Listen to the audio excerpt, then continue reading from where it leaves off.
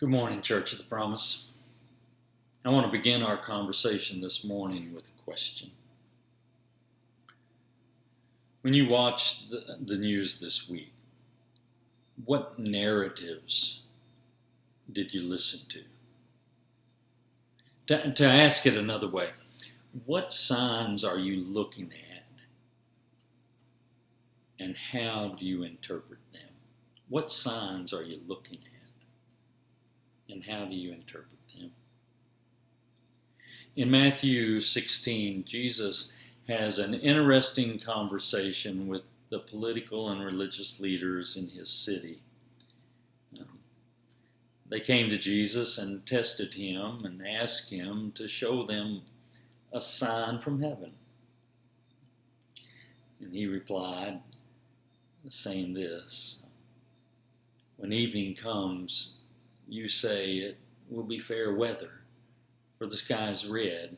And in the morning, today it will be stormy, for the sky is red and overcast."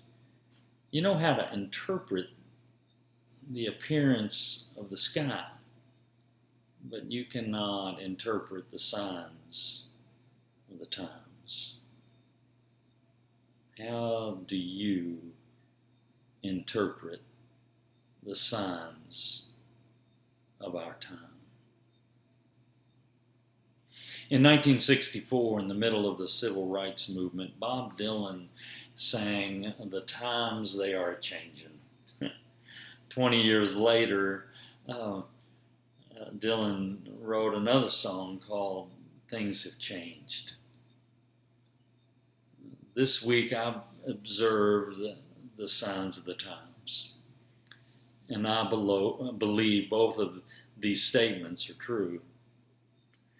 On the one hand, times are changing. And the change that's coming is long overdue. On the other hand, things have changed. In 1964, when Dylan wrote "The Times Are Changing," the white people who showed up and marched with our black brothers and sisters were few and far between. Today, that's not the case. Jim Wallis, who's the founder of the Sojourns community and a writer who advocates for social justice, wrote this: "I have never in my life seen so many white people who care so deeply about America's original sin, structural racial injustice, and the 400 years of violence against black lives." President Obama made the same observation this past week, saying, "The one thing that is different between the demonstrations we are seeing this week and those in the 60s is the diversity of people who are showing up to support our black brothers and sisters and to raise their voice to demand a change in our criminal justice system." Last night I went to 6th and Jefferson to join the march, and I made the same observation. I was pleasantly surprised at the diversity of the people I saw. It was a sign to me that things have changed. More people from diverse backgrounds are aware of the racial problem in our world, and they want to help make things right. It is a sign that gives me a reason to hope that times will continue to change until we create a more just society where everyone's life matters. While I was at the march, I couldn't help notice all the signs. Every other person had a sign, and they held them high in the air as we marched through the city. The signs had messages like this: "Justice for Breonna. Say her name. Justice for George Floyd. Say his name, no justice, no peace. Black life matters. Hands up, don't shoot. White silence is violence. Take your knee off my brother's neck. My friend Steve's sign simply said, enough is enough. My friend Joe held a sign that said, silence is betrayal. If you watched the news this week and read the signs and found yourself wishing the people who were protesting would just be more peaceful and less angry, or if you were put off by their rage, then you don't understand the signs of the times.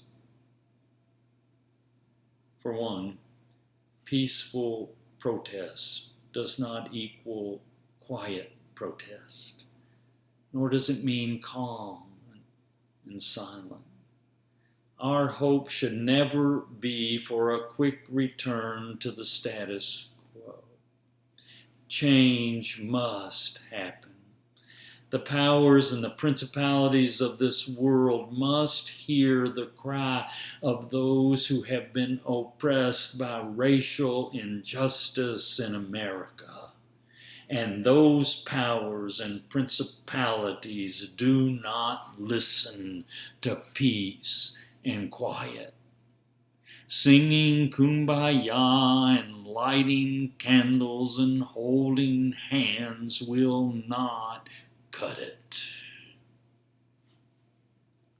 When I read the signs of the times, what gives me hope is that our collective voices have been raised loud enough to get the attention of the powers of this world. The young leaders of the protest have created a movement, and I believe the change they hope for is coming. It will happen if those who have political clout and social privilege will get behind them and add their voice to their cause. And the people of God use their voice to help remove the knee of injustice from the neck of our brothers and sisters. We are living into the character of God, whose image we are all created in. If you want to be a Bible-believing Christian, then add your voice to the cause of social justice. Be like Moses. He was a man of privilege who grew up in the palace. He reacted to injustice with violence, and then he fled to the far side of the desert to hide out, be quiet and peaceful. Years later, he heard God's voice, who heard the cry of God's people.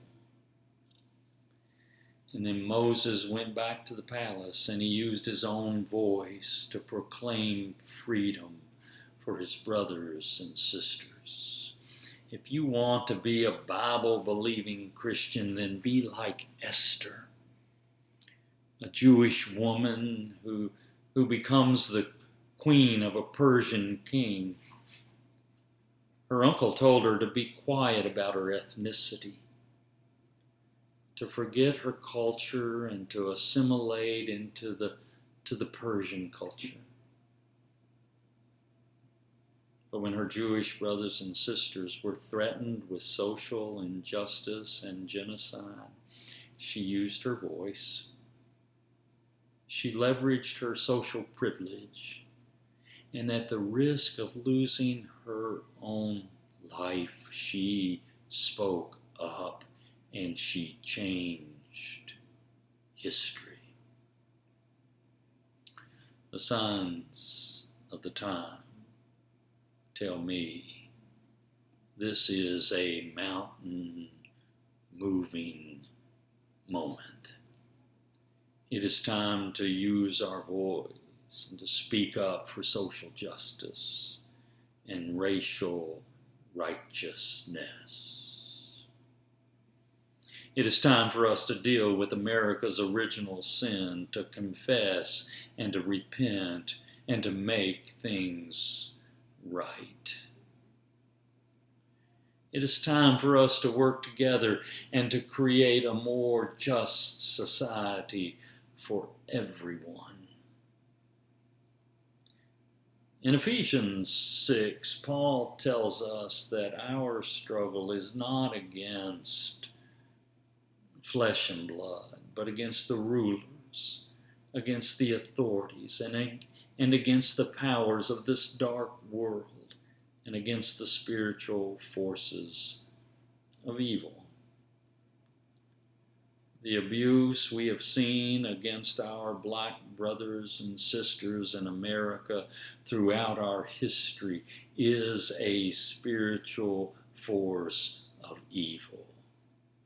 Racism is evil.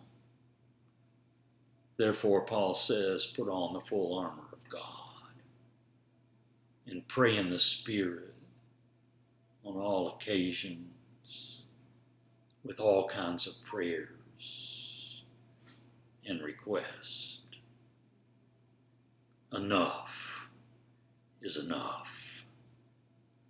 Silence is betrayal. Use your voice.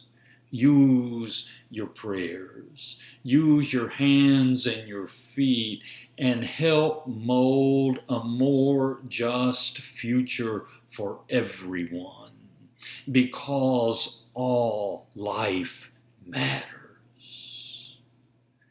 And if all life matters, then black life matters. Read the signs.